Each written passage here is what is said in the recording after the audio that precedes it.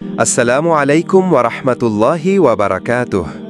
আলহামদুলিল্লাহি রাব্বিল আলামিন ওয়াসসালাতু ওয়াসসালামু আলা আশরাফিল আম্বিয়া ওয়াল মুরসালিন মুহাম্মাদিন ওয়া আলা আলিহি ওয়া সাহবিহি আজমাইন। বিসমিল্লাহির রহমানির রহিম।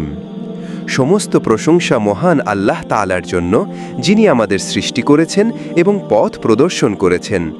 দরুদ ও সালাম বর্ষিত হোক আমাদের প্রিয় নবী হজরত মুহাম্মদ সাল্লাল্লাহু আলাইহি ওয়াসাল্লাম, তার পরিবার এবং তার সকল সাহাবীদের উপর। সম্মানিত দর্শকবৃন্দ, ভাই ও বোনেরা, আজ আমি আপনাদের সামনে আল্লাহর পরিচয় নিয়ে আলোচনা করার জন্য উপস্থিত হয়েছি। আল্লাহ তাআলা যেন আমাদের এই আলোচনা থেকে উপকৃত হওয়ার তৌফিক দান করেন এবং আমাদের জ্ঞান বৃদ্ধি করে দেন। আমরা যেন যা শুনব তা থেকে শিক্ষা গ্রহণ করতে পারি এবং আমাদের জীবনে তা বাস্তবায়ন করতে পারি। আল্লাহ তাআলা আমাদের সকল নেক কাজ কবুল করুন এবং আমাদেরকে সঠিক পথে পরিচালিত করুন। আমিন। তো শুরু করা যাক। আল্লাহ, এই নামটি প্রতিটি মুসলমানের হৃদয়ে এক বিশেষ স্থান দখল করে আছে। তিনি কে? তার পরিচয় কি?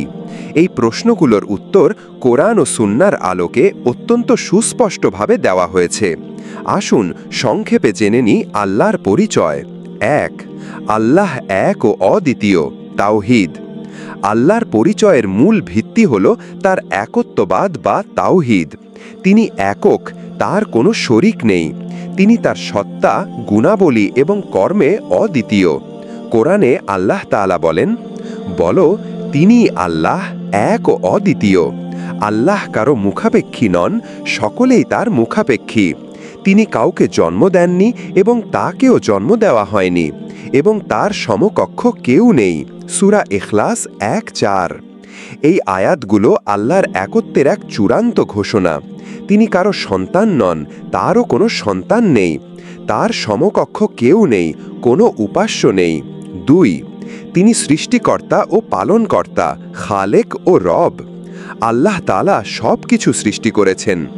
আকাশ, পৃথিবী, গ্রহ নক্ষত্র, পাহাড় পর্বত, নদী সাগর, গাছপালা, জীবজন্তু এবং স্বয়ং মানুষ, সব কিছুই তার সৃষ্টি। তিনি শুধু সৃষ্টি করেই ছেড়ে দেননি, বরং সব কিছুর লালন পালন ও রক্ষণাবেক্ষণও তিনিই করেন। আমাদের জীবন, জীবিকা, স্বাস্থ্য, নিরাপত্তা সব কিছুই তারই দান। কোরআনে বলা হয়েছে, তিনি আল্লাহ তোমাদের রব, তার ব্যতীত